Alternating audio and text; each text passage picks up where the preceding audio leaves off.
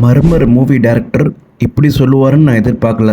ஆமாங்க, ரீசெண்டாக நடந்த ப்ரெஸ் மீட்டில் மர்மர் மூவியோட இன்ஃப்ளூயன்சர் ப்ரமோஷன் கான்ட்ரவர்சியை பற்றி கேட்டாங்க.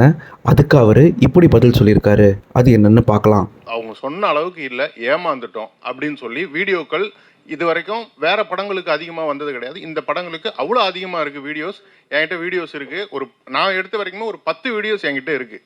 இது இன்ஃப்ளூயன்சர்ஸை வச்சு இந்த மாதிரி பண்ணணுங்கிற அதுக்கு மேல இருக்கு சார். ரொம்ப பாசிட்டிவா வந்தது. எவ்ரிடே தியேட்டர் விசிட்ஸ் போறேன், மக்களோட டைரக்டா இன்டராக்ட் பண்றேன். என்னை யாரும் நேர்ல என்னோட கேள்வி முடிச்சிருவா. சோ இது வந்து இந்த இன்ஃப்ளூயன்சர்ஸ் வச்சு இப்படிதான் பண்ணணும் அப்படிங்கிற ஸ்ட்ராட்டஜி படிதான் பண்ணீங்களா? அப்படி பண்ணியிருந்தீங்க அப்படின்னா இது எந்த அளவுக்கு ஒரு படம், என்ன சார் சொன்னாரு, தப்பா சொல்லாதீங்க அப்படின்னு சொல்லிட்டு சொன்னாரு. ஸோ அது தப்பாக சொல்லாதீங்க அப்படின்னும் போது ஒரு விமர்சனம்னா ரெண்டுமே வரும், அதை எடுத்துக்கணும். இப்போ இன்ஃப்ளூயன்சர்ஸ் வச்சு நீங்கள் பண்ணுறது தப்பு தானே.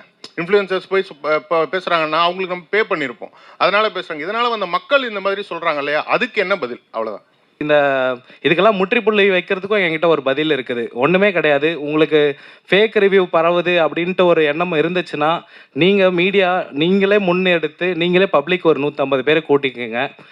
மிக்சடு ஏஜ் குரூப்பில் நாங்கள் மறுபடியும் ஒரு ப்ரிவ்யூ போடுறோம். அவங்கள லைவாக ரெக்கார்ட் பண்ணலாம். நீங்களே இருங்க, நாங்களாம் அந்த பக்கம் கூட வரல. அங்கே ஒர்க் அவுட் ஆகலைன்னா நாங்கள் அடுத்த நாள் எங்கள் படத்தை தேட்டர்லேருந்து எடுத்துறோம்.